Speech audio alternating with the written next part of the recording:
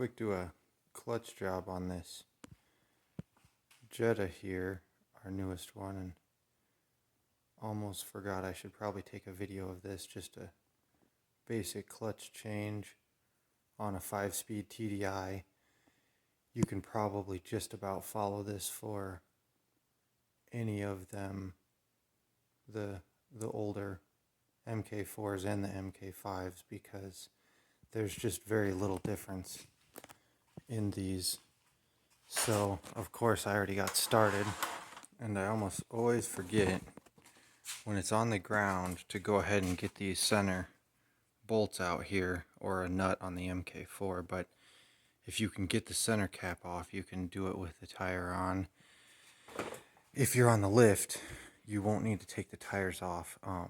If you are doing it on the ground, you will need to take this driver's side tire off anyway, so you're also on the ground quite a bit, but you definitely have to get those nuts off with the tire on if you don't want to try hold it in place. So I'll try and give you guys an overview here. First off, if you're using a lift, you've got to have something to hold it up. Should probably patent this 2x4 engine holder here, but it works pretty well. That gets your transmission off, so you can have it disconnected here and you'll end up pulling this whole mount out. But just laying here quickly, showing you this stuff here. Obviously the battery and battery tray have to come out, your air box, everything right in here. Get all that out of the way so you can have good access to everything on the transmission here. And then there's these quick connectors for your shifter cables, and then there's 3 bolts going into there. Then your shifter's loose, you can pull that up, kind of pin it up here in the corner. Same thing with your slave cylinder. It's got 2 bolts into the tranny right there, and then there's one more back here, and then you can get that up and tie both of those out of the way for you there, so they're not getting in the way for the bell housing bolts. Then there's 2 bolts under here. It's right underneath this pipe here, but you can get to them pretty well. And then your ground is hooked to the top starter bolt there. You'll pull that guy off, and then once you pull this flap back here, you can pull the cables off here, the positive cable and your connector right here, as well as the reverse light plug right there, all those little connectors. And then you can just kind of untie all this stuff and pull it all up out of the way, so you've got plenty of clearance here. And then yeah, get your motor mount bolts there out, and then get it kind of hanging. You want it to drop a little bit, because these bolts here are going to need to come out past the frame, and they'll hit if they're up any higher than this. So you want it dropped to where your hoist is hanging it up right about there. And then when we go down here underneath, take off these 3 bolts here, which separates your A-arm, and then take off your sway bar here, and then you can go ahead and tie it back out of the way and get your CV axle pulled out. And I guess you can do this with the CV axles in and unbolt them on either side here, but all those little bolts are more of a pain, I think, than just doing the CV axle. So that's how I do it, and just slide the CV axles out with the tranny. So anyways, once you're under here, you're going to have this wiring here is up on this. You pull this other bolt off here and slide that out, and then you can get to your bottom bolt for your starter there, and then that'll be out. And then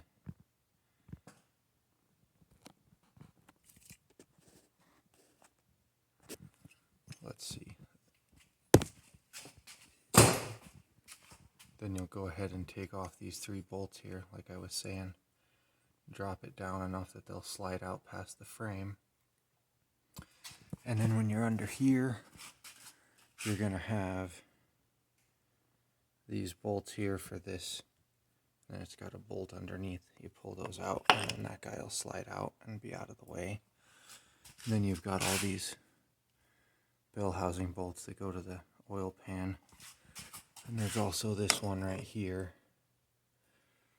And after that, it is just about loose. I always forget this dust cover right here. You can see that little 10 millimeter bolt up there, and that gets it out of the way to where the CV axle can come right around there. So there's starter out. You can see the flywheel there. And you go ahead and get this guy out of the way. And I'm going to try to capture this on video, but you're going to go ahead and just rotate that differential side of the transmission up. Once you get it separated here, you can see once all the bolts are out, she's loose. And we're going to try to rotate it and move it back and perch it right up here and just do the clutch while it's still up here and not completely taking it out.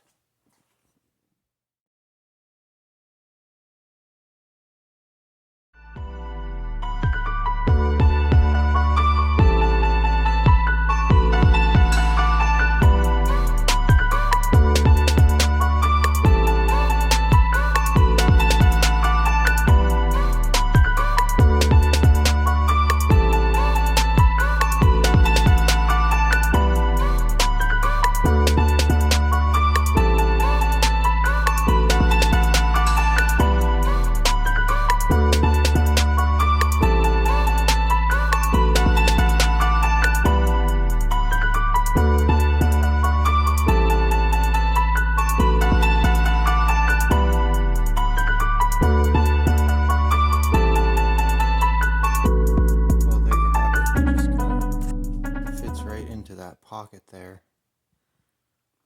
As you could see, probably when I was moving it around, this is not a very heavy transmission.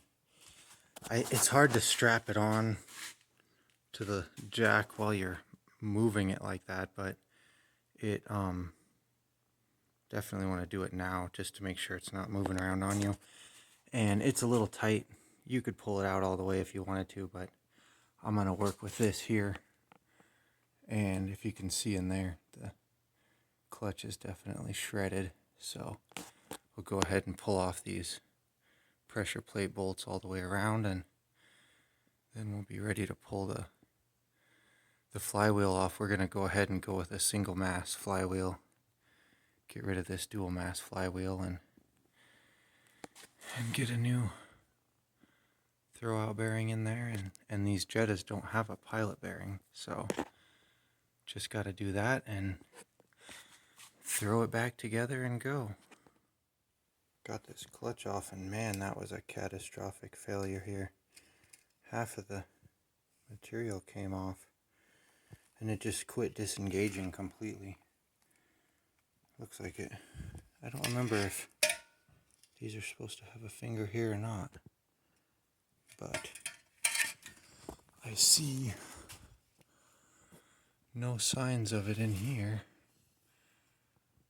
if it was supposed to be there. But anyways, then as long as this dual mass flywheel hasn't turned, you can get to the bolts there. You can just kind of see them through those holes. Alright, here's what this dual mass flywheel looks like here.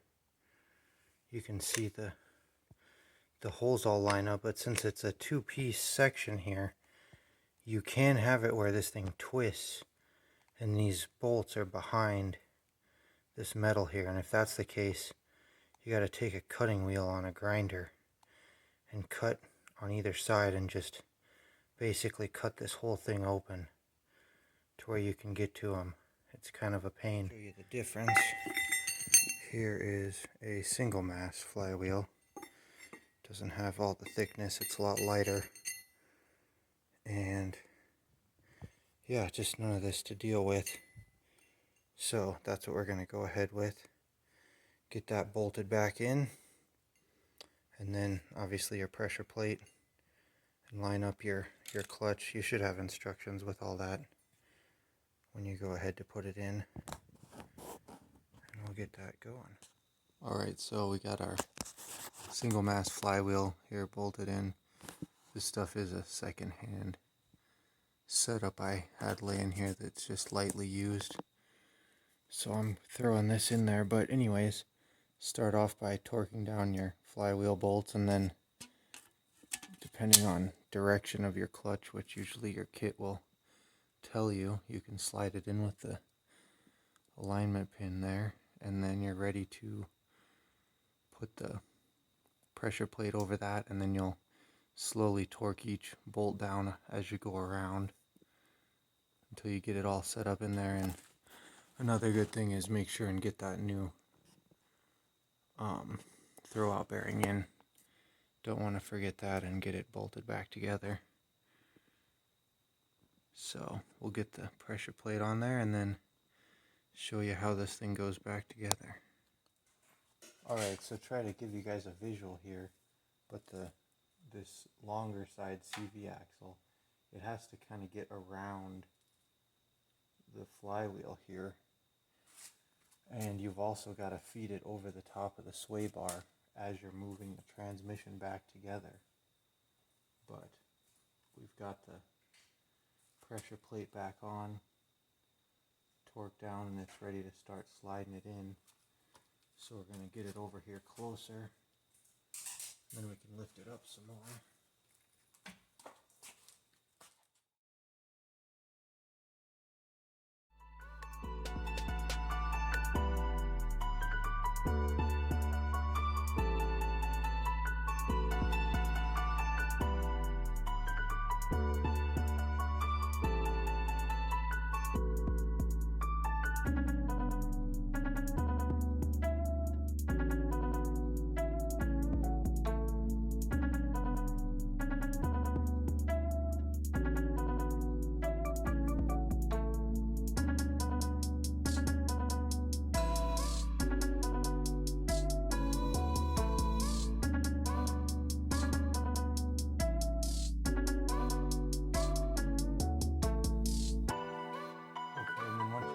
About there, you've got to go over there and get this CV axle started in to the hole there.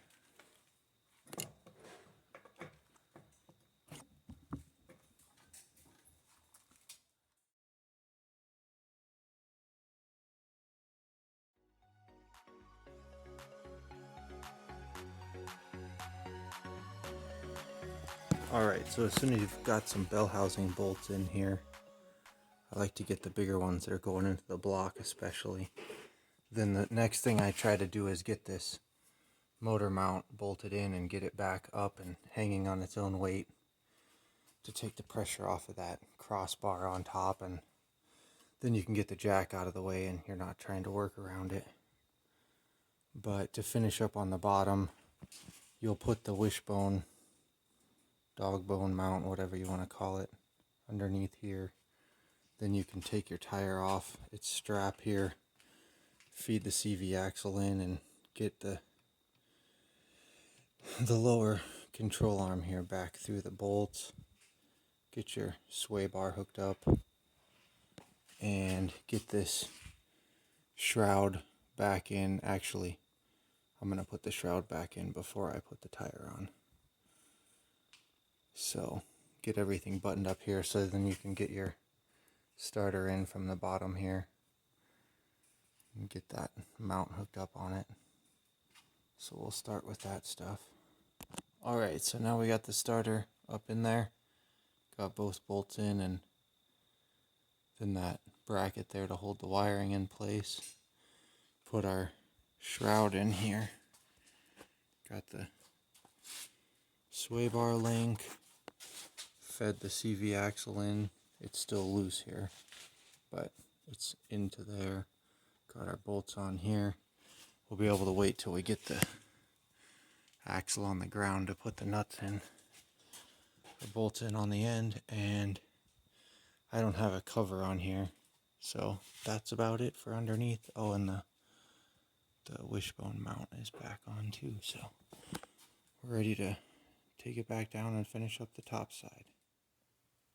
And now we're done underneath pretty much, so from the top side here we'll go ahead and get those axle nuts back in and tighten down our axle bolts.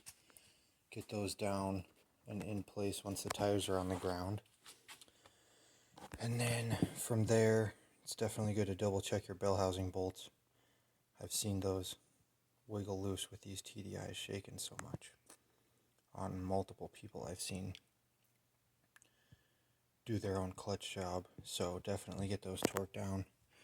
And then next thing is get your slave cylinder buttoned back in down here with its 2 bolts, and then the bracket in the back, and then your shifter goes on top of that, or they kind of twist together, so kind of do them at the same time. And then get your starter hooked back up, your positive, and get your negative back here to this bolt here, and then pretty much ready to put the battery tray and the air box and everything back on. Alright, back together and ready for a test drive.